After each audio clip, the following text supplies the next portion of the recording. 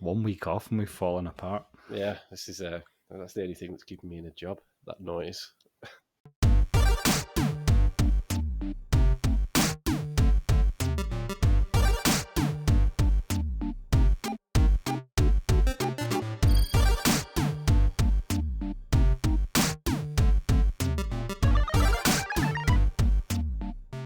Hello, everyone, and welcome to the Most Dangerous Podcast. My name's James, as usual, and I'm here with my good friend Fraser. How have you been? I suppose we should address the elephant in the room, really, shouldn't we? Yes, yeah, the elephant in the room was that I was sitting with my equipment all set up last week and had no one to talk to. Yeah, I slept like all weekend. I had a stomach bug. Well, I wasn't too well, so I couldn't do it last week. So apologies to our however many listeners we've got now. Do you know, interestingly, I meant to say to you, our listeners have only gone down 10% this week, right? Now, that means that it's only 10% down, which means a lot of people are still listening this week, given that we didn't put a podcast out. So that suggests to me that there's new listeners listening to the old ones, That's good, yeah. Fairly new listeners are going, oh, there isn't a new one. I'll listen to one of the old ones. And I thought, Yeah, that's quite good. That's a good sign, yeah. So I've spoken to my medical team. What the fuck was that about? And I'm all right to do the pod this week. Excellent. I don't have a medical team. I've got gout and IBS. That's why I'm not doing it. And plus, I think you've wildly underestimated this task, by the way. For those of you who don't know what's going on, Fraser's about to explain what we're talking about. Is this the bike ride? The little bike ride that you want to do? And the reason I can't do it is because I'm not fit enough, I don't think. But yeah, if you want to go on and tell the listeners what this is all about. Well, it's something, James and myself have spoke about men's mental health, people's mental health. And I did suggest, I found this old dusty tandem that I asked James if he wants to cycle the North Wales coast with me to then do the fastest zip line in the world, Velocity, in a place called Bethesda, next to Snowdonia. And basically what is involved in it is a 68-mile ride on a tandem bicycle, followed by the zip line. And obviously, we had a chat, and you're going to be unable to do it. I don't think it's just your general fitness. I know you've had problems with your leg and stuff, haven't you? So my gut and my leg. Everything's failing as I get older. And plus, I think you're wildly underestimating it. To be honest, I don't think a 60-mile bike ride is just let's go for a bike ride.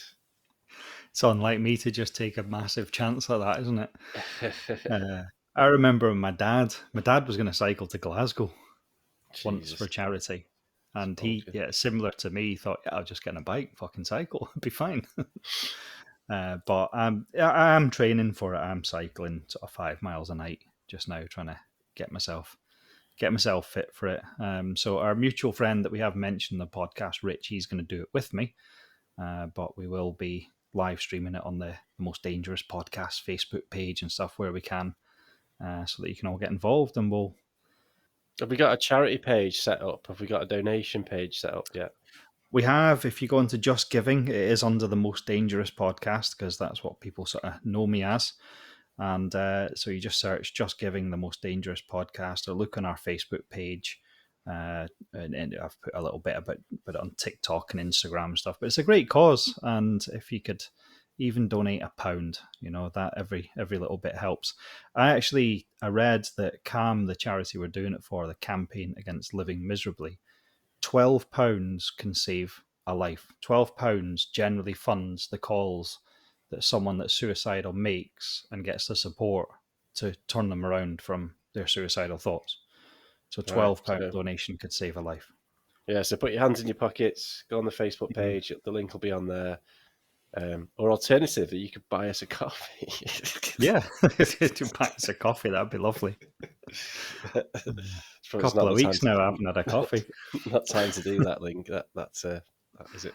No, seriously, yeah, the link's on the Facebook page. Go on that. Donate. I won't be doing it because I'm chicken, and because of my health issues as well. My medical team said I can't do it. So so that's that. And while we're on the subject, I suppose you want to do this socials and stuff, or Yeah, so I mean, as we always say, follow us. Facebook's usually the best page. I'm pretty old fashioned. I still use Facebook quite a lot. So Facebook's where I tend to put most information on and all the podcast uploads and little video clips. So that's Facebook, The Most Dangerous Podcast. And I do use, we're on Instagram, The Most Dangerous Podcast. And occasionally I'll go on TikTok. That's for the children, isn't it, really? it's dying a death out now, I think, isn't it?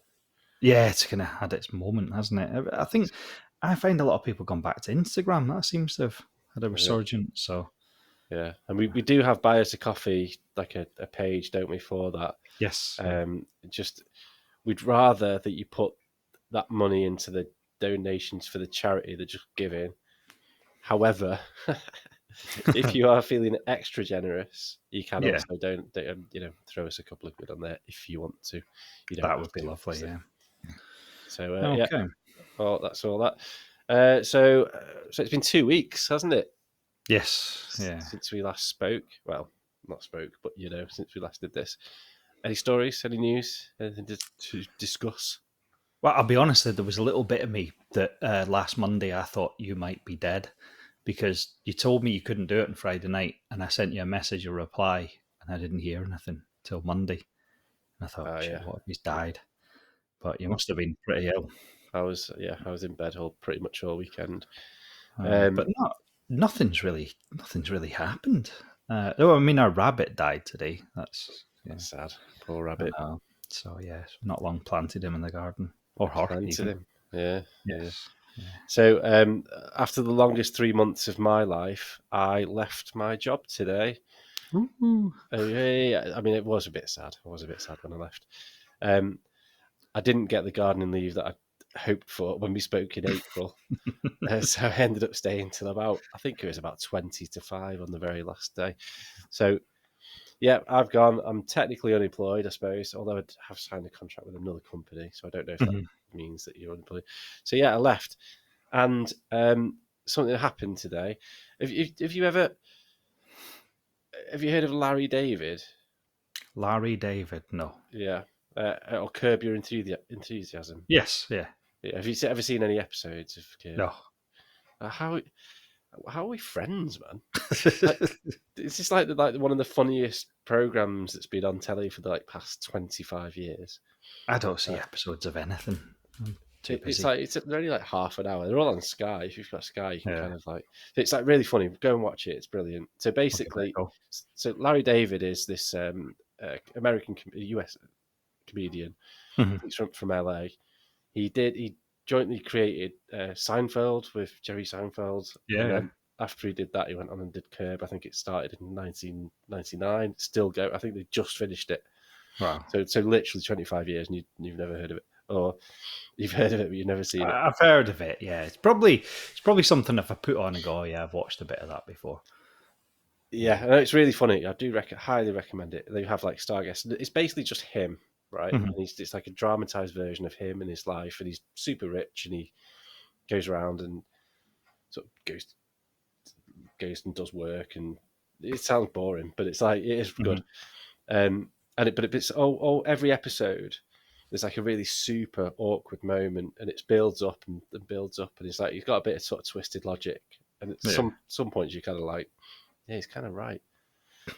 For example, Ben Stiller was in one, playing Ben Stiller, and Larry David gets invited to Ben Stiller's birthday party, but it's not on his birthday, so it's the Saturday before or the Saturday after or something. It's a dinner party, so he goes, and they all sing Happy Birthday, but Larry David doesn't sing Happy Birthday, right? And then Ben Stiller kind of just doesn't speak to him, doesn't contact him. So it's all through the episode. It's why is he not speaking to him? So he sort of ends up contacting him.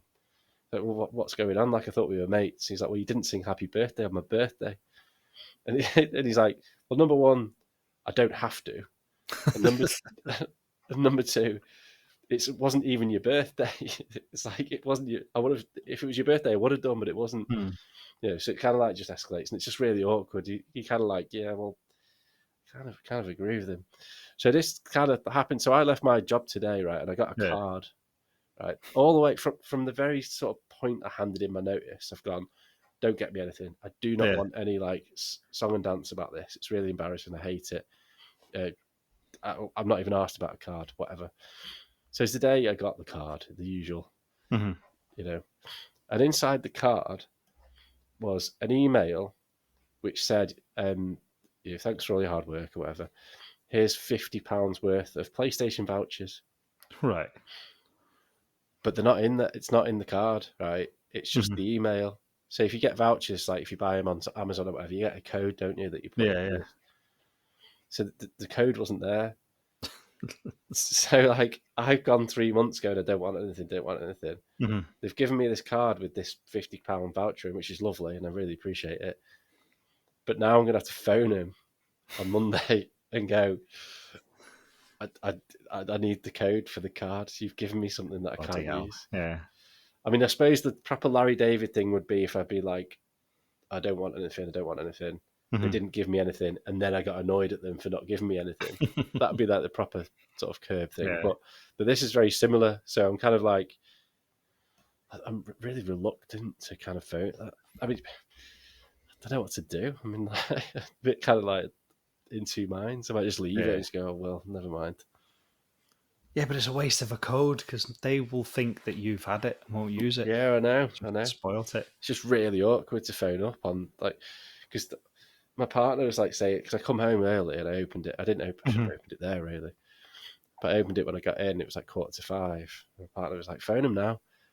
I mean, I don't urgently. I'm just nothing I really want at the moment, anyway. Where's my fucking code? Yeah, exactly. I was like, I can't phone them now. I've just got in, opened my card, and gone. This is, Yeah. It's so. I thought I'd leave it till Monday. Then I'm going to be like 9 o'clock on Monday. I'd be like, oh, I can't phone him now. It's like first thing Monday, Yeah. lunchtime. Oh, I can't really, So I don't know. They'll think you've been pacing the living room for 2 days waiting for them to open on Monday Yeah, morning. exactly. You've not sent me anything. Yeah. I was just like, but then I'm kind of like, if I dropped, was there a card in there that I've dropped, or is it full? I don't know.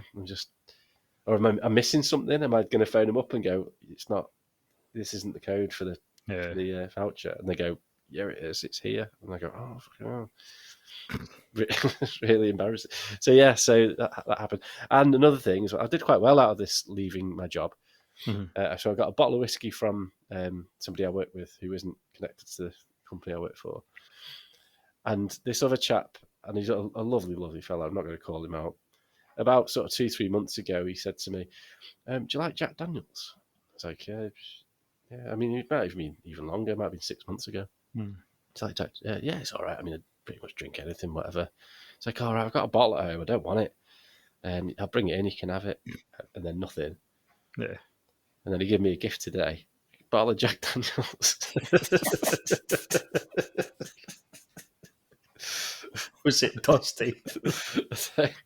They're still in the bag. So I mean, fair dues, like, it's a decent, it's a litre bottle. They're not cheap, are they? I mean, he was a lovely, lovely, lovely fella. I do like him. Yeah, but I get off customers. I do a nice job. They'll give me a bottle of prosecco or a red wine or something, and Laura and myself don't drink. Yeah. So then, if someone's birthday comes up, I could go out and buy them a bottle of prosecco or just give them one I've got in the fucking cupboard. Well, exactly. I'm not, difference, I'm not calling him out at all. It was a lovely, lovely thing for him to do. He didn't have to, did he? He could have just kept it there. But I just thought it was quite funny because I think he's probably thought that I forgot about that. But it was ages ago as well. Yeah. And I'm kind of just, when I opened it, I was like, hang on a minute. You were going to give me this anyway. That's just sparked a quick memory before we go on to dangerous news. All right. When we were about 15, 16, maybe, my sister had a new boyfriend, and someone had bought my dad a bottle of Jack Daniels, and it was like a commemorative one. It was in a box, so the bottle in the box. And we had every week or so, when it was our getting pissed night with the 4 cans of Stella or whatever it was, we started nipping off the top of this Jack Daniels. Oh yeah. And you know what it's like. It goes too far. You think, right, he wouldn't notice if a third of the bottle's gone. He wouldn't notice if a half of the bottle's gone. So anyway, one night, Elaine had this new boyfriend. She'd been dating him a couple of times, and he came round to the house to meet mum and dad. And my dad was talking to him. He says, "What is it you like to drink?" The boy says, "I like Jack Daniels and Coke." My dad says, "You should wait there because someone bought me a bottle of Jack Daniels and I don't like it. So you can have it. A gift from me to you." So he goes away and gets this box, brings it through and gives it to the boy. So in front of my dad, the boy opens the box and pulls out this bottle, and it had about a centimetre of Jack Daniels in it. No way. Oh, shit. And he goes, "Oh, thanks very much." There's like a single measure of Jack Daniels in his bottle. And my dad, you know, when he went like that purple Yeah, in his face, and he just looked at me and nothing was said until about an hour later. And I just heard him coming up the stairs. Boom, boom, boom, boom, boom. "Fucking you fucking bastard. You fucking made me look like a fucking prick in front of that boy." And all this. I can see his point there. You Yeah. kind of did, yeah. Well, we kind of did. Yeah. Why didn't we put tea in it? I don't know. We weren't that smart, were we? No. Anyway, that just reminded me of that story. Yeah. Right, okay, let's move on. And I suppose it's time for this week's dangerous news. I can't. Did you hear that? Yeah. Go on, James. Go on.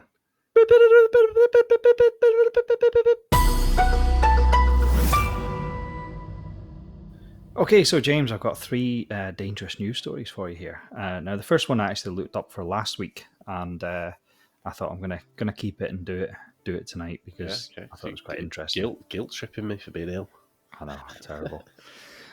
Right, so high school students in Japan ended up in a spicy pickle after munching super spicy crisps, leading to a hospital trip for many. About 30 students at Rokugu Koka High School in Tokyo chomped down on the fiery snack courtesy of one thrill-seeking classmate, police revealed.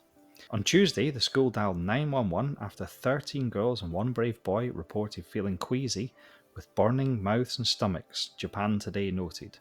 Citing fire departments and police sources, other reports suggested 15 students were affected.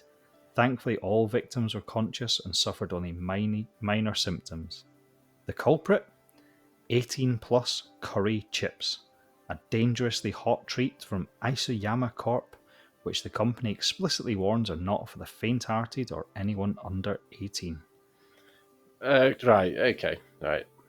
Well, first of all, I'm surprised that Japan uses 911, actually. I thought it'd be something different. I don't know why, but... Yeah. There's a lot of Americanisms in Japan. Yeah, true. Mm-hmm. Secondly, what a bunch of wimps. Really. Yeah. It's a bag of crisps, like, you know. I know. Can't be that bad, can it? I thought they were into wasabi and all that over there. Yeah. I remember when I went, I bought a bag of hot crisps, and they were all right. I mean, you get spicy stuff over there, but I mean, come on. I know. I did watch. Have you seen? There's that single hot Dorito type chip. Oh yeah. That people have been apparently hospitalized. I'm sure someone died eating one of them. Really died? Yeah, but I mean, I just have to give it a go. I reckon. It's the hottest thing I've ever eaten was, in fact, in Japan, funnily enough. And we got some like food, and they had like these dried chilies, sort of, as garnish. Mm-hmm. And I just went, I'll do that, and I ate one of them. Yeah, it wasn't nice, that. Yeah, I tried to make a sweet chili chicken kebab thing, and I used Scotch bonnet chilies finely chopped, and just put too much of it on it. Yeah. Spoilt it. I spent about like 15 quid on milkshakes after eating that. Did you put the toilet roll in the fridge? And then I was paranoid the next day as well. So it wasn't just like the moment, like, you know, just a couple, and then it eventually cools down. Like the following day, I was like, shit, I've had something really spicy, and if it's as hot as it was going in, as it is going to be going out, like I'm in big trouble. Yeah. So that's all about these wimps that couldn't eat spicy crisps. Okay, so story number 2. Fancy owning a haunted island? Drake's Island, a 6-acre paradise just 600 yards from Plymouth in Devon, is for sale. This unique property includes a private beach, historic fortifications, and reportedly 15 resident ghosts. 15? That's a lot. 15? I know, that's quite a few, isn't it? Yeah. So, for centuries, Drake's Island served as a military stronghold, still boasting 18th century cannons, old barracks, artillery batteries, and underground gunpowder stores. Named after Sir Francis Drake, who set sail from here in 1577, the island has over 2,000 years of history, with buildings dating back to 1135. So, How much is it going for? the current owner, Morgan Phillips, bought it in 2019 for $6 million, and he secured planning permission for a 43-bed luxury hotel. Wow. And all it says, the renovation costs are estimated at 25 million. So maybe he's just looking for whoever takes over to have the money to finish Renovate. building the hotel. Oh, so he's not. So he Renovating the island. started building the hotel, but he didn't finish it. Yeah, that's it. So I think it's one of these things. If you've got the money to finish it, you can sort of take it over. Yeah. So 20 or 30 million for the island, and then obviously the rest of the costs. However, buyers should be ready for some supernatural company. Phillips says the island is home to 15 ghosts, all former British military men. Yeah. Okay, mate. I know. Yeah. So yeah, if you're looking for a property rich in history, potential luxury, and a touch of the supernatural, Drake's Island could be your dream buy. Oh yeah, I'll just check my bank account, make sure I've got 30 million. Yeah. Where was that? Where did that come from? That story? Sky News. Was it? Yeah. Could be your dream. Okay. I can't afford it. I've bought a load of bullion this week. How have you? No, you're joking. I can't even afford to buy a 2 up, 2 down. Never mind a haunted bloody island. Fucking the only bullion I could buy is vegetable bullion. I can't even afford olive oil. Right, story 3. On Friday evening, a tortoise named Solomon made headlines after escaping its home and wandering onto the train tracks, causing delays for commuters. Amid a delay already plagued by the global IT outage, Solomon added a touch of unexpected to the chaos. So, Southwestern Railway reports that a train driver spotted Solomon near Ascot Station around 6 p.m. The adventurous tortoise was seen moving at pace towards Bagshot. Engineers promptly intervened, carrying Solomon off the tracks and moving him safely to the platform at Ascot, even giving him a short train ride. So just amazed at how much chaos that animals at train stations again. What? How big is this? We're talking a big turtle thing, or it was quite a big one, yeah. One of those giant ones, or no, it wasn't that big. It was sort of thing. Could you pick it up? Was it a 2-hander or 1-hander? Two-hand. Yeah. 2 hands, right? Okay. I'd say a large pizza size. Oh, right, okay, so it's decent size. And what? They just wandered onto the tracks and the trains had to stop. Yeah. And that's it. That's it, yeah. And how long? that was dangerous for the tortoise. It could have been worse. It caused delays of a couple of hours because it's one of those things that has a massive knock-on effect. Once one train has to stop, then everything has to stop. It's a turtle. Do that. Just move it. You know what I mean? So it's ridiculous, isn't it? It's just crazy that. So there's a delay because the train driver has seen this big turtle thing, and obviously you don't want to just go splat. Yeah. Maybe. I mean, that's an option. That would prevent delays. So he stopped the train, I guess, and radioed through to head office and gone, there's a turtle on the train track. Yeah. And they've all gone, what, mate? You're tripping. No, there really is. Okay, right. We'll send some people down there. That's what happens, isn't it? I know, yeah. A whole team of people, yeah. Yeah, we'll send some people down there to investigate, and then they put up all this... they put up a tent, like CSI on it and stuff. And all that really needs to happen was that guy just got out of the train, picked it up, and just lobbed it in the bushes. And feck it into a field or something. That's it. Just give it a welly. Yeah. No. So we don't condone cruelty to animals. Do you know something that I lie in bed thinking about? Do you remember you told me about that where you could have £1 million, but there was a snail following you? Yeah. I lie in bed considering that at night, as if it's something I could really. I've got the choice, and I think if it touches you, you die instantly. Yeah, and I sit at night going, right. So if the snail was there and I went there, I'd have a couple of days. I don't know why that just stuck in my head. Yeah, it's Often a good tortures me. concept, isn't it? Like, So, yeah. but anyway, that was sorry. Go on. I was just going to say, because you could only stay in one place for like a certain amount of time, because at some point the snail would be Yeah, near. I mean, there must be It'd take rules. Like, I mean, you could just say, "Well, I'm just moving to America," and it can't get across the water.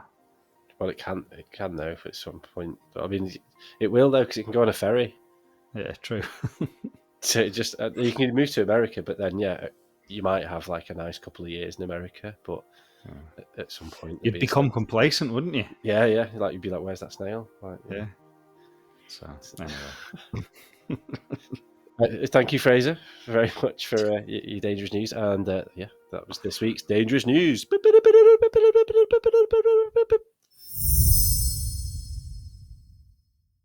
Okay, James, that was this week's dangerous news, and we're all a little bit out of sync because obviously we missed last week, but I did Marianne Cotton the week before Yes. on our list of British serial killers. So it's your turn. What have you got for us? Yeah, a good one this week. I'm sure everyone has heard about this chap. In fact, we'll say this is like an entry level pod because there's so much sort of stuff out there, and we just simply don't have the time, like we've mentioned before, to put every single sort of detail into it. So, as per usual, if you're interested in it, there's loads of stuff. I'm sure there's like documentaries, definitely. There'll be YouTube videos and stuff. Today, I'm going to talk about a chap called Dr. Death. Well, he's not called Dr. Death, but he was referred to as Dr. Death. Harold Frederick Shipman. Right. You must have heard of him. Everyone's heard of him. No. Well, funnily enough, this is why I was quite excited to do this, because I cracked a joke in work. This is going to sound really bad, like, and an 18-year-old girl who works there, like, didn't know who he was. Right, yeah. And now you're probably asking the question, why am I cracking jokes about Harold Shipman to an 18-year-old girl? But okay, I can assure you there were other people in the room as well. It wasn't just me going, Harold Shipman. Yeah. There's other people there. So, yeah. So not everyone. I'm quite surprised that not everyone does, because it was quite a while ago. Are you comfortable? Yeah. Good. As I can be, yeah. Good. Right. So let's get into it then, shall we? We'll run through his sort of background, his life, and what he did, and stuff like that. Okay. So Harold Frederick Shipman, often referred to as Dr. Death. He is synonymous with betrayal and murder. He was a trusted general practitioner who used his position to commit some of the most heinous crimes in modern history. Shipman is one of the most prolific serial killers of all time. So, as we go through, we're going to look at the life of Harold Shipman, his crimes, and how he was eventually caught. And also, if we've got time, the profound impact that it had on the medical community and society. Okay. So Harold Shipman was born on the 14th of January 1946 in Nottingham, England. He was into a working class family. He was the second of three children, so the middle one, and he was particularly close. The middle one. It's always the weirdos, aren't they? The middle ones. Yeah. I mean, sorry, I thought someone was looking in my window. Then. That freaked me out. Harold Shipman. Yeah, the ghost of Harold Shipman just peering in. I mean, I've only got a sister. I think you only got a sister, so we're all right. But the middle one is always the weird one. Apparently, according to this. He was particularly close to his mother, Vera. He was also known to be a bright and ambitious student, excelling in academics or academia, and also athletics. I believe he was a keen rugby player. Wow. Early in his life, however, his mum became really ill, was terminally ill, in fact. She developed lung cancer when Harold Shipman was 17, and ultimately died, Vera Shipman's death had a profound impact on her son, Harold, and Harold observed as doctors administered morphine to ease her pain in her final days. It's believed that this sort of had a lasting impression on Harold Shipman. There's some speculation that it might have influenced his later actions, and it exposed him to the sort of powerful effects of opioids, and possibly planted the seed of his morbid fascination with death and control over life.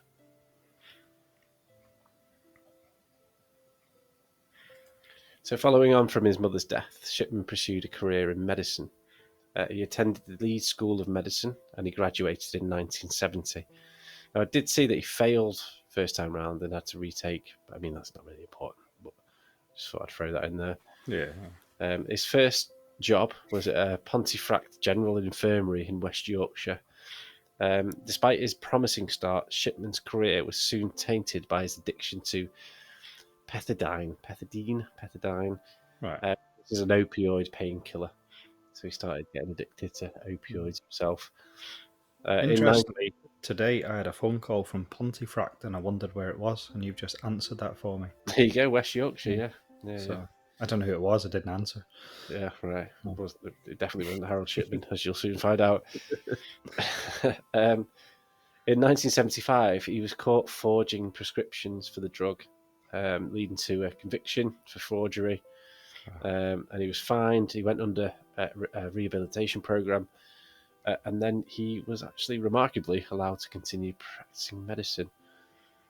Yeah, I thought that was strange if he's just been caught forging prescriptions. I don't know. Like I'm in two minds about this. Like, okay, yeah, so he's clearly got an addiction, right? And he's committed forgery because he's prescribing himself this opioid drug. He's not harmed anyone, right? You know, he's harming himself, if anything. Yeah. Surely somebody, if you are in that sort of position, there has to be some sort of. You can't just go, right, you're never going to work in this profession again. That's it. I understand. Yeah. There's got to be sort of like at least a sort of balancing view, because it does say like remarkably from in my notes, but I don't know. I think sometimes you just got to take a view and go, right, okay, well, we don't want to completely destroy this guy's career.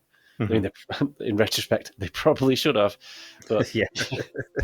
but nevertheless, I mean, that's just an aside that I was thinking about. And just to note as well, before I go on, that there is a bit of a trigger warning here as well. I probably should have said at the start. So obviously, people are going to die because it's a murder thing.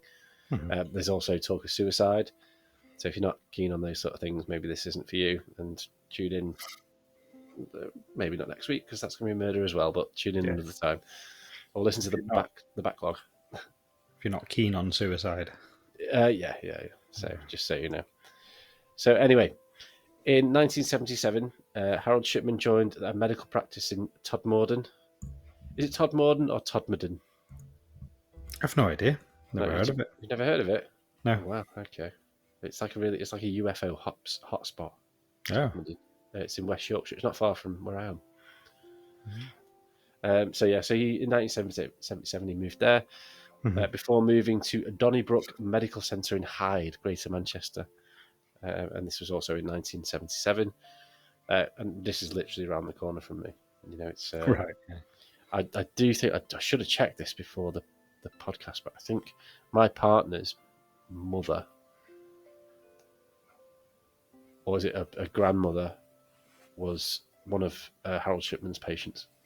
Really? Wow. Yeah. It's like Hyde isn't far at all from where I am. I probably shouldn't say that in case I get. No, I've done work in Hyde. I know. Yeah, you know where it is. Well, I mean, I probably shouldn't mention it in case I get all these fans camping outside my house. I know, yeah. Yeah. Hunting for you. That's it. So it was here in the quiet suburbs of Manchester, or Greater Manchester, that Shipman's killing spree would begin. Despite his previous conviction, Shipman managed to build a reputation as a hard-working and dedicated family doctor, earning the trust of his patients and colleagues. I mean, you got to remember as well, like, you don't really get family doctors these days, do you? You go, you call up the GP and say, I need to see a doctor, and then it's a different one every time. Yeah. I used to have Dr. McDonald. That was my doctor. Yeah, like when we were kids, I used to have, I can't remember, it was Dr. Jobling or something. But yeah, it was one doctor that you'd see from pretty much when you were born up until you Yeah. became sort of 18, and then you just fucked off and did your own thing. But yeah, so that's in the 70s and early 80s. That's what was happening. So he was like a well-respected man, this Harold Shipman. Knew the area, well loved in the area. Nobody suspected a thing. So, as this is a murder podcast, you can probably guess that Harold Shipman is a murderer. His method of killing, it's pretty cold actually, pretty calculating, but it's really, really simple. And what he would do, he'd administer lethal doses of diamorphine into his victims. Now, diamorphine is basically the pharmaceutical version of heroin. Mm-hmm. So it's like, heroin on the streets is kind of usually cut and mixed with things, but yeah, diamorphine is the pure pharmaceutical version of it. Mm-hmm. Most of his victims were elderly women, and then Shipman himself would sign the death certificate. He just put false information saying that they died from natural causes, old age or heart attack or what have you. So was it traceable? He signed the death certificate though, so yeah, no one's going to do an so no one's autopsy. gonna check it, because it wasn't until after Harold Shipman people started going, maybe we should have a look at that. Yeah, just run a blood test. Yeah. So because it was before, he's just so trusted, and you just think, in the 70s, 80s, you just think, well, it's a doctor. What's a doctor gonna? The doctor's the most trusted person you could ever imagine. So he'd sign the death certificate and say, it's heart attack, old age, or whatever. I mean, heart attacks are really difficult to, unless you do an autopsy, and he's the doctor, so he's not going to order an autopsy of somebody who's just killed. So he'd sign the death certificates off. He'd provide false information to appear so that the deaths appeared natural. And then, like I say, as he's a trusted family doctor, he avoided suspicion for many, many years. So his choice of victims, was strategic. So he targeted elderly patients. So this way it minimised the likelihood of arousing suspicion. Because you say, well, it's natural causes. Shipman would also often visit his victims at home, so further reducing the risk of detection. So he popped round. So family doctor, popped round, jab in the arm, dead. Just leave them dead, or just say I've just found them dead, or I think it was kind of I've come in. She's got an appointment. I've come in. Unfortunately, she's passed away. Right. Like I say, you could just say heart attack, stroke, old age, and no one would question it because he's the doctor. He's known Mrs. Smith for years. He's always been well trusted, and we love him around this village. Oh, he's popped in today, and she's sadly passed away. She was in her 80s. Yeah. It's weird. It does sound almost like, it sounds really horrible to say, but like The Perfect Murder, doesn't it? And I do apologise. I know there's probably no family members or anything listening to this, and I don't, for whatever. But it's just he's getting away with it. Yeah, but that's it's like you said. That's how he did it for so long, because he was good at it. He knew what he was doing. He was a doctor. Yeah. So despite the high number of deaths occurring under his care, Shipman managed to avoid detection for years. However, his downfall began in 1998 with the death of Kathleen Grundy. Now, she was an 81-year-old widow. Grundy was found dead at her home, and Shipman recorded her death as old age. However, her daughter, Angela Woodruff, she was a solicitor. She became suspicious when she discovered that a will left a significant portion of her mother's estate to Shipman. Right. So the will was typed on a typewriter that Kathleen Grundy didn't own. So obviously this raised immediate red flags. So Woodruff reported her suspicions to the police, prompting an investigation. Grundy's body was exhumed, and a post-mortem examination revealed lethal levels of diamorphine in her system. This discovery led to a broader investigation into other deaths certified by Shipman, and the police exhumed several more bodies and found similar evidence of this overdose. Mhm. The police investigation, led by Detective Superintendent Bernard Postles, revealed a pattern of suspicious deaths among Shipman's patients. A detailed audit of Shipman's medical records showed discrepancies and falsifications that pointed to a systematic pattern of murder. Now, Shipman was arrested on the 7th of September 1998, and he was charged with the murder of 15 women. Right. Right, and I'm going to list them just, purely out of respect, okay? So we've got Marie West, who was 81. We've got Irene Turner, who was 67. We've got Lizzie Adams, who was 77. We've got Jean Lilly, who was 59. Ivy Lomas, who was 63. Muriel Grimshaw, who was 76. Marie Quinn, who was 67. Kathleen Wagstaff, who was 81. Bianca Pomfret, who was 49. Nora Nuttall, who was 65. Pamela Hillier, who was 68. Maureen Ward, 57. Winifred Meller, who's 73. Joan Melia, who was 73. And Kathleen Grundy, who was 81. So these are the 15 women that Harold Shipman was tried for. So Harold Shipman's trial began on the October the 5th, 1999 at Preston Crown Court. The prosecution, led by Richard Enriquez, QC, presented a compelling case against Shipman, detailing the evidence of forgery, falsified medical records, and the exhumation results. The trial lasted for over 2 months, with testimonies from medical experts, police officers, and the relatives of Shipman's victims. Shipman maintained his innocence throughout the trial, showing little remorse or emotion. He claimed that the patient had died of natural causes and that any discrepancies in the records were due to clerical errors. However, the overwhelming evidence presented by the prosecution left little doubt about his guilt. On January 31st, 2000, Harold Shipman was found guilty on all counts and sentenced to life imprisonment with a recommendation that he'd never be released. Harold Shipman hanged himself in the cell at HMS Prison Wakefield at 6:20 a.m. on the 13th of January 2004. He was aged 57. He was pronounced dead at 8:10 a.m. A statement from Her Majesty's Prison Service indicated that he'd hanged himself from the window bars of his cell using his bed sheets.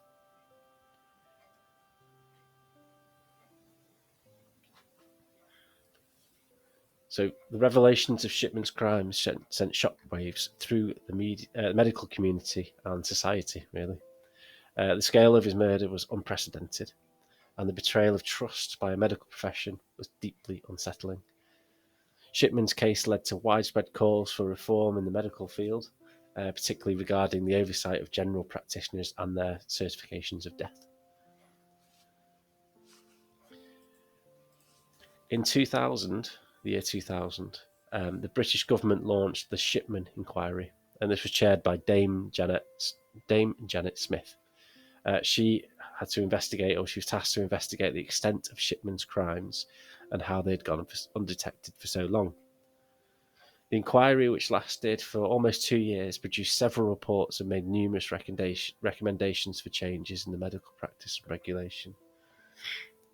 So the Shipman Inquiry, submitted in 2002, concluded that it killed at least 218 people. Wow. This is between 1975 and 1998.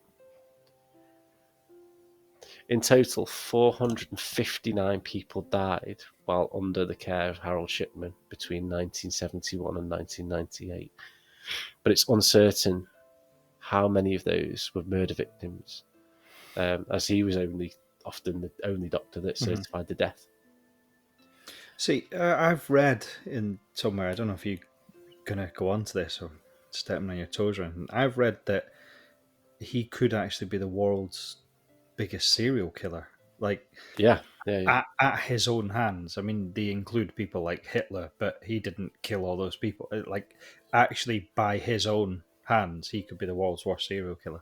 Well, this is the thing. So Dame Janet Smith did a final report, and she estimated. So this is around sort of like, it took years to get all this information together, and she estimated that Shipman's total victim count over the 27-year period was 250 people, and that's just an estimate. Yeah, and you're absolutely right. Yeah, so you've got like Genghis Khan and Hitler and stuff, but these are like rulers of countries who go, right, okay, obliterate this bunch of people or whatever. It's not as horrible as that sounds. Whereas this is literally a guy going into somebody's house and injecting them with a substance, like, and killing them with his own hands, not ordering their death. He's actually killed them. Yeah, like he's looked into their eyes, whilst he's done it. It's awful. Now, and I suppose this leads on to the next section, or the brief section that I'm going to look at, and nobody really knows why. Yeah, well, that's what I was just thinking. Yeah, so obviously he got caught, didn't he, because he changed that will? But he didn't do that before. It wasn't a constant thing that he was doing, changing wills and getting money in. That's the only time he did it. Was there any evidence that he had coerced her into doing that? Or was there just a coincidence that she had decided to change her will to him? Well, again, we don't know, and we're never going to know, are we? Because it could have been a nasty coincidence that actually rumbled him. She just decides, I'm going to give him all my stuff. He doesn't. He might not even have known that, and then he killed her. Potentially, but it does seem a bit suspicious that he's typed it on his own typewriter. Yeah, just sign there, love. Yeah, true. So but it seems so bizarre that he's done that. And I think everybody watches these murder programs, don't they? I think I don't think they're as popular as they were maybe a year or two ago. But everyone was kind of into them for a bit, weren't they? And a lot of them do say that at some point in the career of a serial killer, they just want to be caught. They're just their life's just spiraled so far out of control, and they just go, I can't do it. And maybe this was him just going, right, if I do this, I know it's ridiculous, I'm going to get caught for it. And maybe, I don't know. I mean, there's been many theories why he committed the crimes, but no one's really ever got a definitive answer, and we'll never know because he killed himself. One of the theories I've heard is he just hated people being a burden on the NHS, and he just saw these old people just being a burden and thought, I'll put them out of their misery. Yeah, I mean, like, some people suggest that it was driven by sort of power, control, and things like that. He was a doctor. He had the ultimate authority over life and death, and and maybe his killings were just a way to exercise that power. But then other people have said that Shipman's early experiences, like the death of his mother, may have played a role.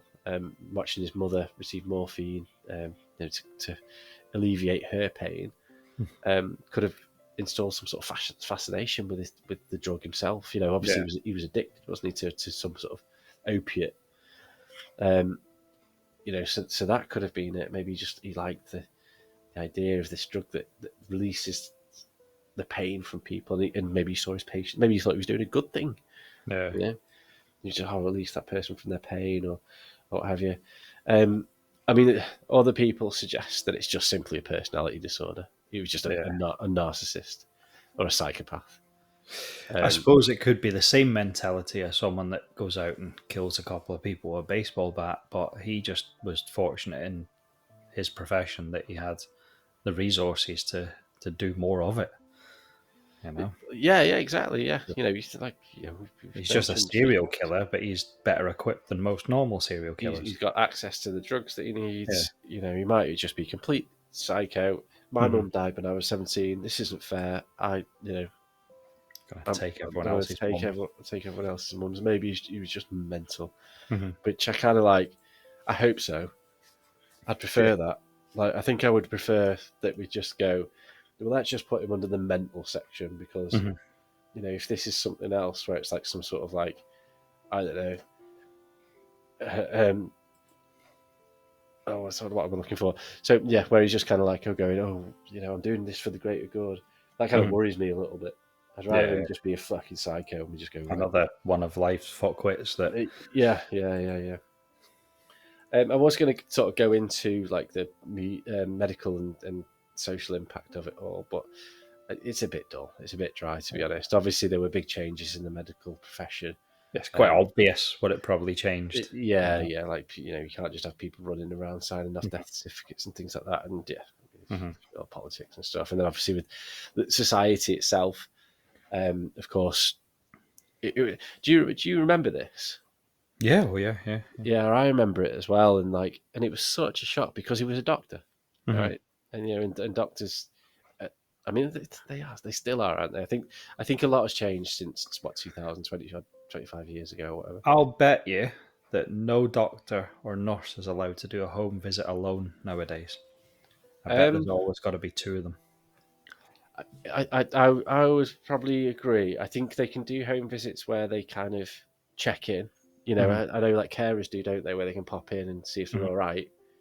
But when it comes, I would say perhaps administering drugs of any description Yeah. they're not allowed to do without somebody being present or something Mhm. like that. Um, I don't think I have that in my notes, but I would agree. You Yeah. can't just go, oh, I'm just going to pop round to Agnes's house and give her some morphine. That's not, that just wouldn't happen these days, I don't Mhm. think. I remember at the time that, the trust in sort of the medical professionals, particularly GPs, I think just crumbled. And Yeah. people are just like, bloody hell, if he's doing it, who else is doing it? Um, but like I say, I think he was just a fucking psychopath. Mhm.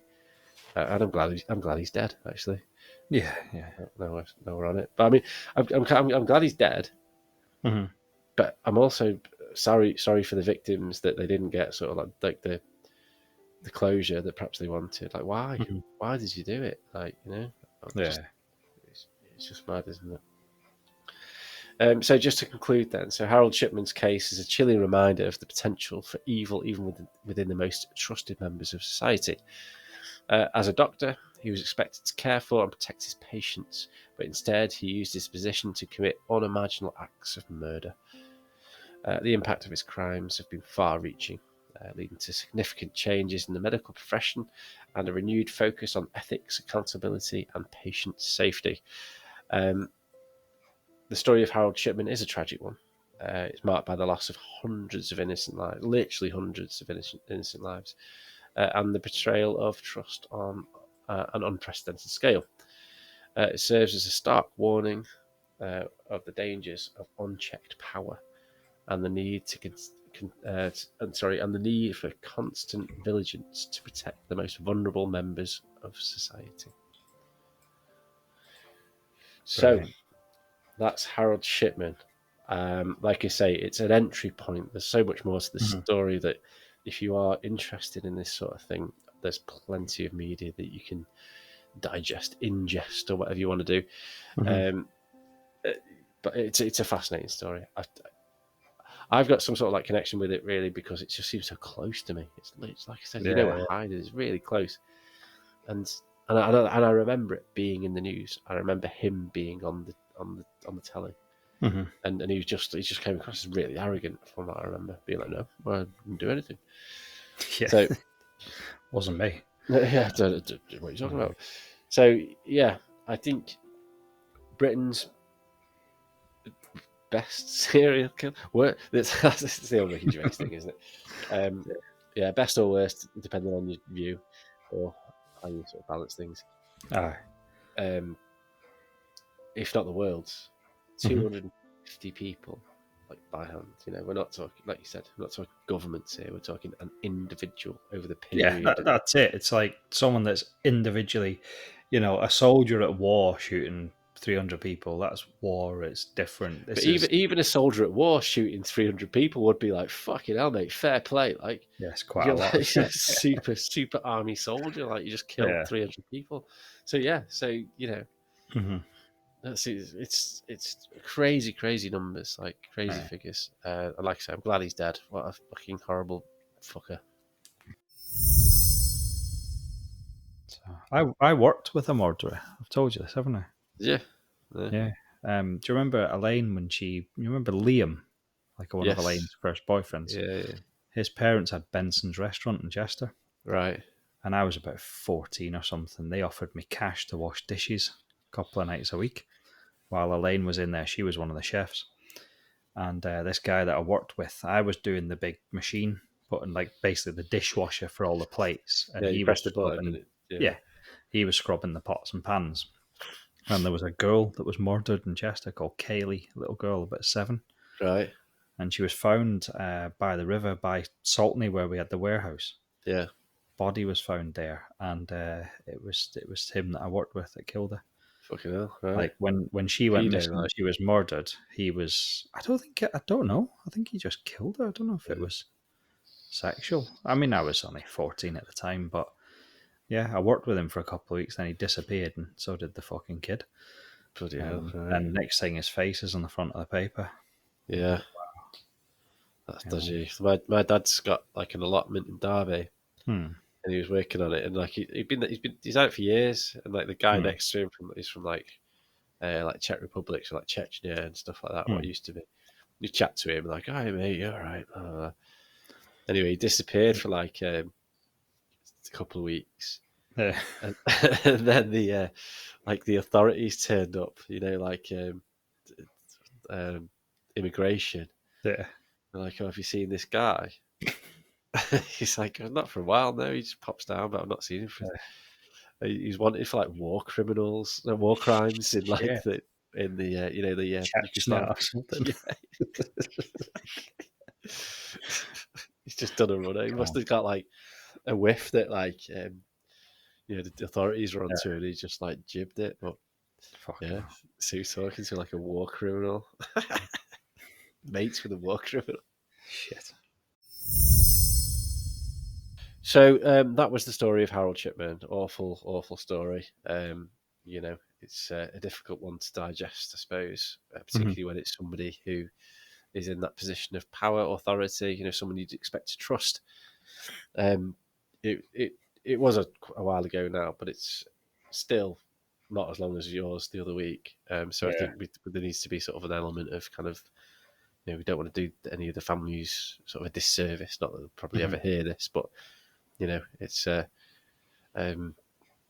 it's a very shocking case, and like you said, probably definitely the UK is, if not the world's biggest serial killer, possibly. Yeah. So yeah, Harold Shipman. If you enjoyed the pod, go and have a look at other media. I don't think there's a film about it. It'd be a pretty boring film, though, wouldn't it? I don't think you can make a film about it. It's not a sort of action packed, is it? Just loads of scenes of him going, yeah, just walking into the houses, going, hello. Walking back out. Yeah, but there's definitely documentaries if you're interested. Yeah. So that's me, Fraser. Hope you enjoyed it. That's been this week's Most Dangerous podcast. I'll pass it over to you then if you've got anything else you want to add. No. Right, okay. Good night. No, I just want to say thanks for that, James. It was really interesting. Harold Shipman, like you said, it's one of those ones that you kind of you see a lot of serial killers and you think, yeah, psychopath, yeah, fucking sexually motivated, yeah, that was revenge and that was something to destroy them. With Shipman, you just always look at it and go, that was weird. It's just weird. Yeah, why? Yeah. And like you say, this is just the tip of the iceberg. You could spend 5 hours just doing a pod on this, going through each victim, what happened, and it's just weird that it just doesn't seem to be any reason for it. Perhaps unless it's just like a flex, just to go, I'm a doctor, I can do what the fuck I want. And just power runs away with itself, doesn't it? Maybe it's that. I don't know, and we'll never know, which is unfortunate. So, so yeah, that's it from me this week. Appreciate that, James. Thanks very much. Good. So that's been this week's Most Dangerous podcast. I'm James, and as usual, you're Fraser. Yep. So we'll leave it at that this week, shall we? Thank you. Speak to you next week. Take care, James. Thank you and good night. See you for that.